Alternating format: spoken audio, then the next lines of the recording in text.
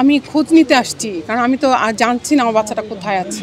আমি জিজ্ঞেস করেছি যে কেন, বলছে ওকে জিজ্ঞেস করেন, এতটুকু। আমরা তো জানতেছি যে প্রতিদিন এরকম লোক যাচ্ছে, তো ওখানে আর ওয়ারেন্ট বলার কোনো কারণই নেই, ওরা এমনিই নিয়ে আসছে উইদাউট শোয়িং এনি যুক্তিসঙ্গত কারণ দেখে আমাদের সাথে আলোচনা করে নিয়ে আসলে আমরা তো আপত্তি করবো না।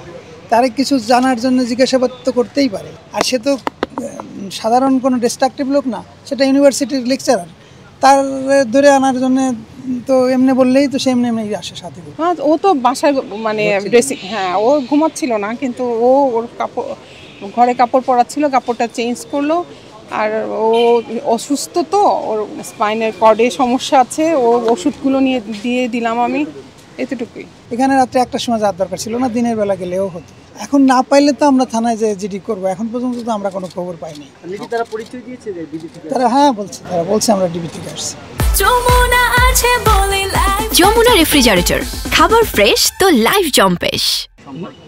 নিয়ে আসার পর আপনাদের সাথে কোনো যোগাযোগ করা না, এখন পর্যন্ত কোনো যোগাযোগ করা না, ভিতরে যেতে দেয় না। বলে আপনারা তো ভিতরে, তারা তো নিজেরাই এখানে কাউন্টার থেকে তারা বলে যে আমরা জানি না, ডিবি থেকে আনলে আপনাদের জানানো হবে। আমাদের তো এখন পর্যন্ত জানানো হয় নাই। এখন কাউন্টারে স্বীকার না, ওরা এই কাউন্টারে যারা বসে ওরা বলতেছে যে যে আমাদের কাছে এরকম কোনো ইনফরমেশন নাই। এইটা কারো ছেলেরা এরকম রাত্রেবেলা নিয়ে আসলে সে আবার চিন্তিত থাকে না, এটা হতে পারে। আপনি বাবা হিসেবে চাওয়া কি?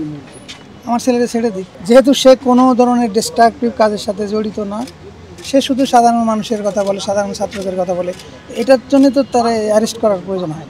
আপনারা জানেন শরীফ থেকে শরীফার এই কাহিনীটা সে বলছিল, এবং গভর্নমেন্ট একটা কমিটি করছিল, গভর্নমেন্ট কমিটি আমার ছেলের পক্ষেই সেই তারা বলছে, এবং ওই পেজ উইথড্র করার জন্য গভর্নমেন্ট সিদ্ধান্ত নিচ্ছে। কাজেই ওটা তো সে যা চাইছে তাই গভর্নমেন্ট করছে। তার চাকরি বরং ব্র্যাক অবশ্যই ফেরত নেওয়া উচিত ছিল, যা এখনও নেয় নাই।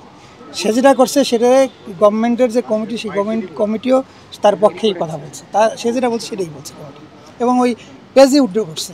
ওই তো প্রথম দিকে যখন পাতা ছিল তখনই ব্র্যাক ইউনিভার্সিটি ভয়ে তারে সরাই দিছিল।